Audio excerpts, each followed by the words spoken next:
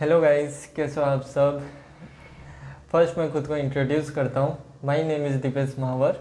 I am scoring in NEET 676 out of 720। Bio score is 340 out of 360 and separate score is in botany is 160 out of 180 and zoology is 180 out of 180। Majority people का ये messages आ रहा है कि notes कैसे बनाएं, कितना copy बनाना चाहिए या फुल स्ट्रेटजी वीडियोस बनाओ, डिटेल नोट्स बनाना चाहिए और मेन पॉइंट्स लिखना चाहिए। सो ये वीडियो में बायोलॉजी पोर्शन पूरा कवर करूँगा, तो आप सब भी किस तरीके से बायो में अच्छा स्कोर कर सकते हो, इन सब के बारे में मैं बताऊँगा। मोस्ट कॉमन क्वेश्चंस, बायो का नोट्स बनाना चाहिए या नहीं। इन माय ओपिनियन बनाना चाहिए। डिटेल नोट्स बनाना चाहिए या फिर शॉर्ट नोट्स। जो पहले से नोट्स बनाए हैं उनको शॉर्ट नोट्स बनाना चाहिए। जो नोट्स नहीं बनाए हैं उनको डिटेल नोट्स बनाना चाहिए, उसके बाद शॉर्ट नोट्स।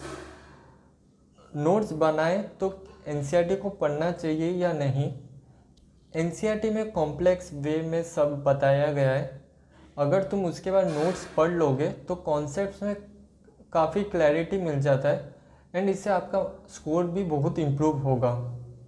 तो फर्स्ट तुम्हारा ये प्लान रहना चाहिए कि नीट 2024 का पेपर पूरा प्रॉपरली एनालिसिस करो। बायोलॉजी का हर एक एक क्वेश्चन में जाओ और देखो कि एक एक चैप्टर से कितने क्वेश्चंस बन रहे हैं या फिर कहाँ से क्वेश्चंस आ रहे हैं। जो तुम टॉपिक्स इग्नोर कर देते थे वहाँ से भी क्वेश्चंस आ रहे हैं सारा। और एनसीईआरटी से भी मिलाओ कि ये वाला क्वेश्चंस यहाँ से आए हैं। तो जब तुम एनसीईआरटी रीडिंग करोगे तो काफ़ी हेल्पफुल रहता है। तुम्हारे माइंड में आ जाता है कि अच्छा ये वाला क्वेश्चन नीट 2024 में आया था, इसे अच्छे से पढ़ता हूँ। और फिर सेकंड पॉइंट ये रहता है कि तुम्हारे अकॉर्डिंग जो जो तुमने प्रीवियस ईयर मिस्टेक्स की हैं उसे तुम नोट डाउन एक कॉपी में लिख दो और उसका सॉल्यूशन भी फाइंड आउट करो। मैं अपना नोट्स दिखाता हूँ कि मैं मेरा मिस्टेक पॉइंट क्या क्या था। और थर्ड ये वाला रहता है कि एक अपना एंड पॉइंट चूज़ कर लो कि कब तक तुम्हें पूरा सिलेबस कंप्लीट करना है। मेरा जैसे था कि जनवरी एंडिंग तक मुझे पूरा सिलेबस कंप्लीट करना है और उसके बाद फुल टेस्ट सीरीज़ देना स्टार्ट कर देना है। तो तुम लोग भी यही वाला जनवरी ठीक रहता है या फिर फरवरी तक तुम्हें पूरा सिलेबस कंप्लीट करना है।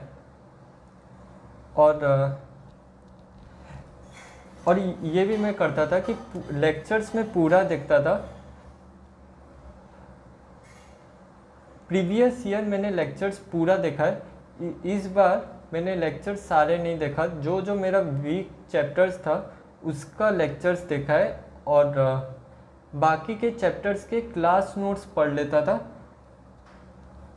अगर कुछ एक्स्ट्रा पॉइंट्स मिलता था तो तभी मैं नोट डाउन कर लेता था। और मैं लेक्चर्स भी 2x स्पीड में देखता था।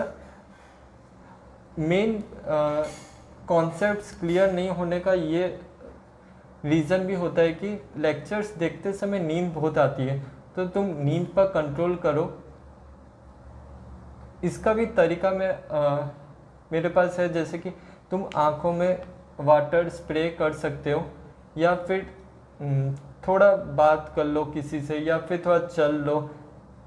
यूट्यूब या वो सब मत देखो क्योंकि उससे आँखों पर स्ट्रेन और बढ़ेगा। अगर बहुत तुम कंट्रोल नहीं कर पा रहे हो तो 10 मिनट का पावर नैप भी ले सकते हो। अगर तुम 10 मिनट ही सो सकते हो, नींद पर कंट्रोल है तो, नहीं तो तुम बाकी का मेथड्स यूज़ कर सकते हो। फिर नोट्स बनाने का भी बहुत दिक्कत होता है।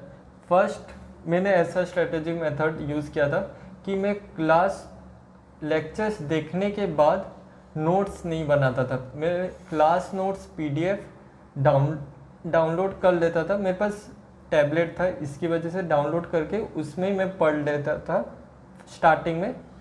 या फिर तुम भी उसका ज़ेरॉक्स प्रिंट आउट निकाल सकते हो। स्टार्टिंग में नोट डाउन मत करो, क्योंकि सब चीज़ तुम्हें इम्पोर्टेंट ही लगेगा और तुम सब नोट डाउन कर लोगे, वो बहुत टाइम टेकिंग रहता है और नोट्स भी अच्छे से नहीं बन पाते हैं उससे। तो फर्स्ट ये करो कि ज़ेरॉक्स कर लो या फिर क्लास नोट्स का PDF निकाल लो, इससे तुम्हारा बहुत टाइम सेव होगा।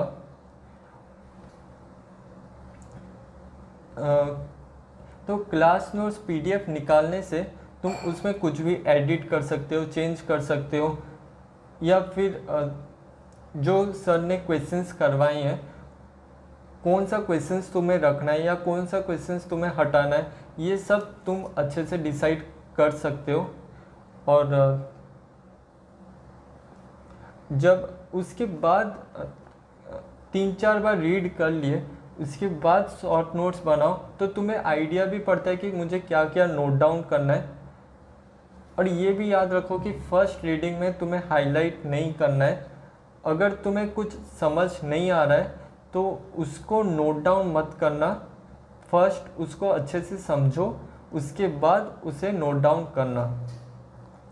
ये सब पॉइंट्स थोड़ा माइंड में रखना नोट्स बनाते समय।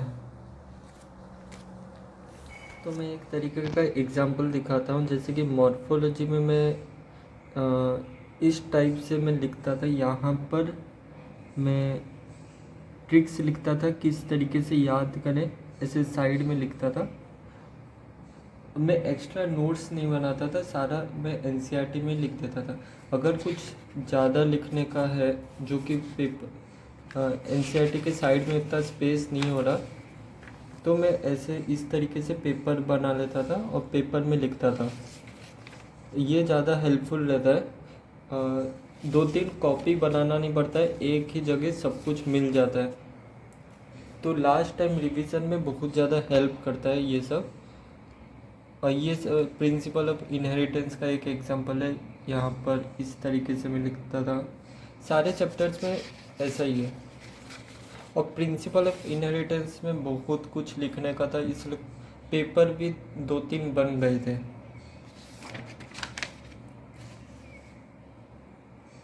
इस तरीके से लिखता था।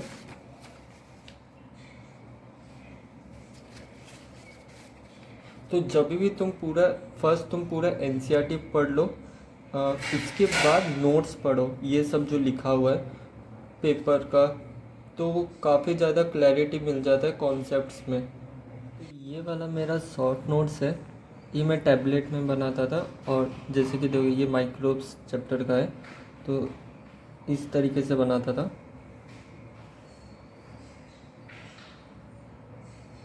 ये जैसे कि 2 पेज में मेरा पूरा चैप्टर कंप्लीट हो गया। तो तुम भी इसी तरीके से शॉर्ट नोट्स बनाओ, खाली इम्पोर्टेंट पॉइंट्स लिखो उसमें, और डायग्राम बेस्ड थोड़ा अलग अलग कलर से हाईलाइट करोगे तो शॉर्ट नोट्स काफ़ी इंटरेस्टिंग बन जाता है। ये जैसे कि ऑर्गेनिज्म एंड पॉपुलेशन चैप्टर का है।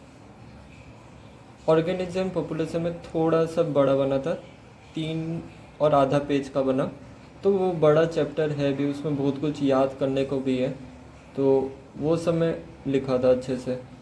ये इकोसिस्टम चैप्टर का है, इतना तक। तो और देखो, शॉर्ट नोट्स को रोज़ रात को रिवीजन करो। पहले तो तुम NCERT और जो नोट्स तुम लिखे हो NCERT के साइड में, उसे बार बार रिवीजन करो, तुम्हें आइडिया पड़ेगा कि कौन सा मुझे याद नहीं रहता है, और वही सब तुम शॉर्ट नोट्स में लिखो। इस तरीके से बनाया। फिर उसके बाद मैं क्या करता था, ये एक कॉपी बनाया था डिफ़िकल्ट टॉपिक नोट्स का, और उसमें रॉन्ग क्वेश्चंस भी लिखता था। जैसे कि इवोल्यूशन चैप्टर है, इसका शॉर्ट नोट्स के बाद भी जो टफ लगता था कुछ पॉइंट्स, वो मैं लिखता था इसमें। फिर इसमें जैसे कि ये सब भी था कि ट्रिक्स याद रखने का। फिर यहाँ पर मैं क्वेश्चंस भी लिखता था, जो टेस्ट में मेरे क्वेश्चंस रॉन्ग होते थे वो सब लिखता था। और PYQ लगाता था ना क्वेश्चंस, तो वो सब भी जो उसमें जो रॉन्ग होते थे क्वेश्चंस, वो सब भी मैं नोट डाउन कर लेता था। तो जब टेस्ट से पहले तुम्हारा जितना भी क्वेश्चंस रॉन्ग हुआ है वो सब तुम एक बार देख कर चले जाओगे तो बेटर रहता है। ज़्यादा क्वेश्चंस प्रैक्टिस भी नहीं करने होते, बस यही देख लो काफ़ी रहता है, टेस्ट का पूरा प्रिपरेशन हो जाएगा। और देखो, जब भी तुम्हारा जैसे एक चैप्टर कंप्लीट हुआ है, अभी तुम इवोल्यूशन का बनाए, तो 2 पेज ऐसे लीव कर दो, जैसे कि क्योंकि रॉन्ग क्वेश्चंस हमेशा बढ़ते रहते हैं, तो मैं ऐसे एक लीव कर देता था और फिर उसके बाद नेक्स्ट चैप्टर स्टार्ट करता था। और एक कंटेंट्स पेज भी बना दिया करो, वो बहुत हेल्पफुल रहता है। नहीं तो पता नहीं चलता है कि कौन सा चैप्टर किसके बाद है। इस तरह से कंटेंट पेज बना दो। फिर और एक भी कॉपी मैंने बना दिया था, ये कॉपी मेरा फुल हो गया था, तो और एक कॉपी बनाया था। इसमें जैसे बायोलॉजिकल क्लासिफिकेशन चैप्टर है, ये इतना छोटा ही बना था। और इसमें जैसे कि पेज मैंने लीव किया था, cell the unit of life chapter है। हर चैप्टर में PYQs के क्वेश्चंस थे जो मेरे रॉन्ग होते थे। और क्योंकि देखो PYQs से क्वेश्चंस रिपीट होते हैं नीट में, तो PYQ में जितने भी रॉन्ग हो रहे हैं वो नोट डाउन करना चाहिए। और मैं ये वाला बुक से भी सॉल्व करता था क्वेश्चंस, बायोलॉजी का। काफ़ी अच्छा बुक है, NCERT बेस्ड है, तो तुम भी इसको फॉलो कर सकते हो, NCERT फिंगर टिप। फिर उसके बाद लास्ट एंड टाइम पे मैंने एक फ्लैश कार्ड टाइप्स का बनाया था। तो इसमें पूरा सब कुछ था जो कि मुझे याद रहने में प्रॉब्लम होता था। और इसको मैं रोज़ रात को रिवीजन करता था। मैं ये लास्ट 1.5 मंथ पहले ही बनाना स्टार्ट किया था, और धीरे धीरे करके इतना मोटा भी हो गया था। सारा चैप्टर्स इसमें आ जाता है, और मुझे पता था कि इसके अगर ये वाला याद हो गया तो मुझे सब कुछ अच्छे से मेमोराइज हो जाएगा। इसमें ऑर्गेनिक के सारे रिएक्शंस थे, बस रिएक्शंस थे, डिटेल्स नहीं था। डिटेल्स के लिए नोट्स पढ़ना पड़ता था। और मैं ये वीडियो भी बनाऊंगा कि लास्ट एंड टाइम में मैंने किस तरीके से प्लानिंग किया था, उसका भी एक वीडियो बनाऊंगा। तो इस तरीके से सारे मेरे फ्लैश कार्ड्स थे आगे पीछे करके। और जैसे कि टेस्ट एनालिसिस भी मैं करता था, तो नोट डाउन करता था। जैसे फिजिक्स में 2 रॉन्ग हुए, एक कॉन्सेप्चुअल रॉन्ग हुआ और एक मैं सॉल्व नहीं कर पाया। केमिस्ट्री में 7 रॉन्ग हुए, 4 सिली मिस्टेक, 3 कॉन्सेप्चुअल मिस्टेक। इस तरीके से मैं करता था। और क्या क्या चैप्टर्स मेरे ख़त्म हुए उसको भी नोट डाउन करता था।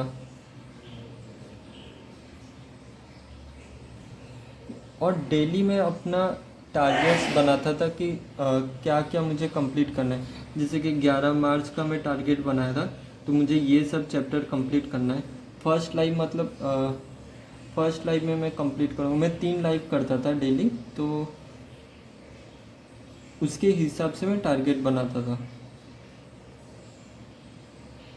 इस तरीके से टारगेट बनाता था डेली।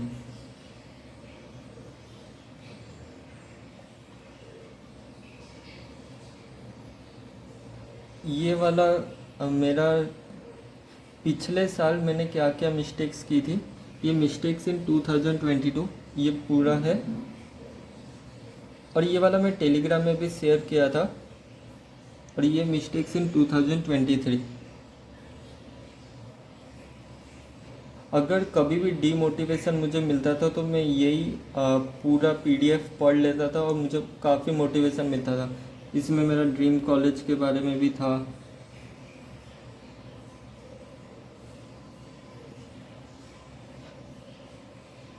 इसमें सारा प्रॉब्लम्स के बारे में था। और प्रॉब्लम्स का सॉल्यूशन भी था। इसमें था कि अगर मेरा नीट नहीं हुआ, अगर हेल्थ इशू की वजह से या एक्सीडेंट की वजह से हुआ तो मुझे दुख नहीं होगा, मैं संभाल लूँगा। अगर मेरी वजह से कुछ होता है तो काफ़ी बुरा लगेगा मुझे। वैसे ही था, ये सब मेरी वजह से नहीं होना चाहिए।